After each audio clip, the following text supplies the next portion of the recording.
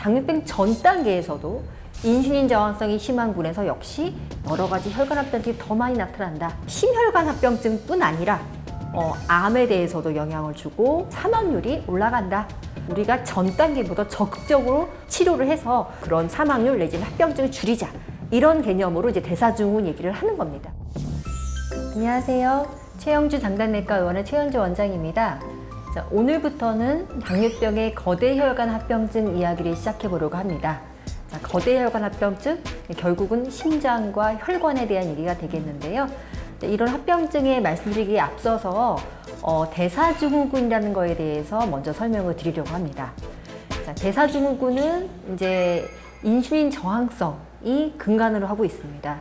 그러니까 무슨 뜻이냐면 당뇨병 안에서도 인슐린 저항성이 있는 경우에 더 이런 심혈관 합병증이 더 많이 나타난다. 그런 개념이 일단 거기서 출발을 했고요.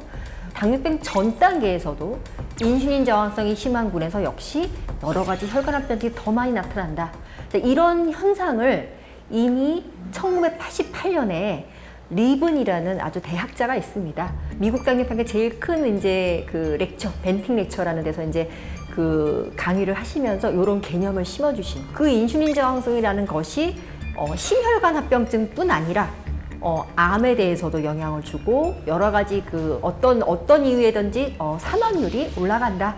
그래서 이런 어떤 그 인슐린 저항성 관련된 그런 질병의 일체를 신드롬 X라고 하자.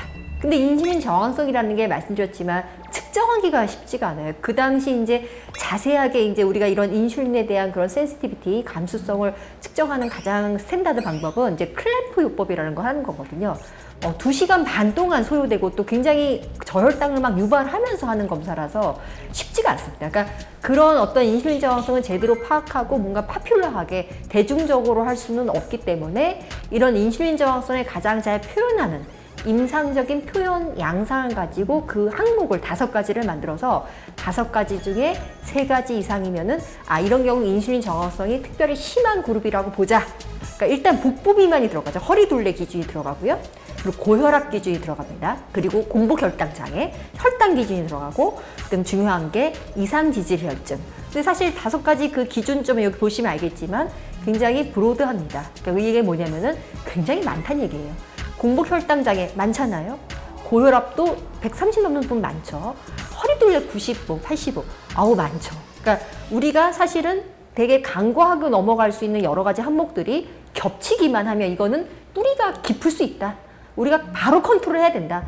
그대로 놔두면은 당뇨병 내지는 심장질환, 사망 이렇게 갈 수 있는 위험이 확 올라가기 때문에 우리가 전 단계보다 적극적으로 치료를 해서 어떤 그런 사망률 내지는 합병증을 줄이자.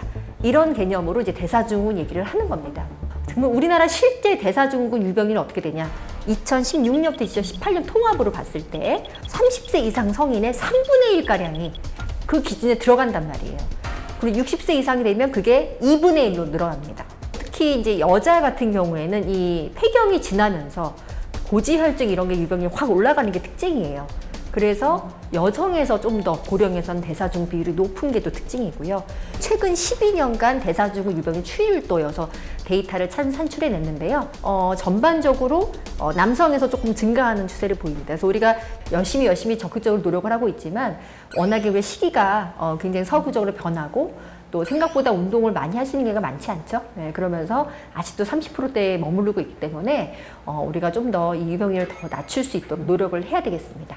최근에는 이런 대사증후군 개념이 좀 더 발전해서 이런 그 심혈관 쪽의 질환과 당뇨병에서 오는 대혈관 합병증, 거대혈관 합병증의 그런 뿌리가 사실은 같은 개념을 이해를 하고 있단 말이에요.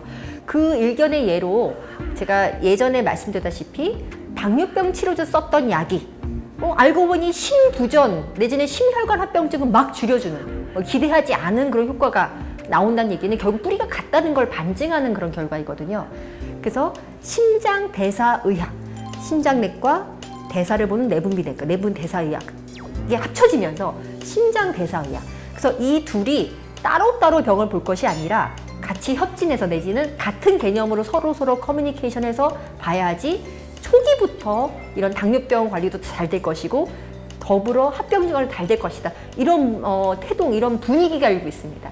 그래서 결국은 이런 개념으로, 그러니까 우리가 비만을 이제는 병이라고 하잖아요.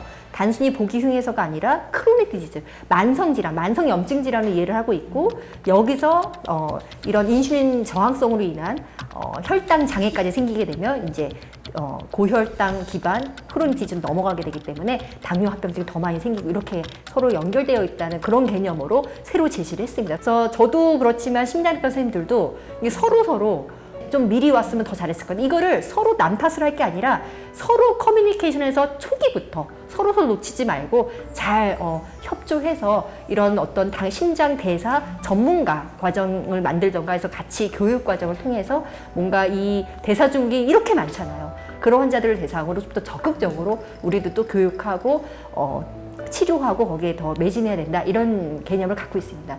단순히 당뇨병이다, 심장 질환이다 이렇게 딱 구분을 생각하지 마시고 다 같이 다각적인 각도로 바라다 보고 또 개입하고 또 개선시키고 이렇게 노력을 해야 된다고 생각을 합니다. 오늘 이 영상이 도움이 되셨다면 구독, 좋아요, 알림 설정 부탁드립니다.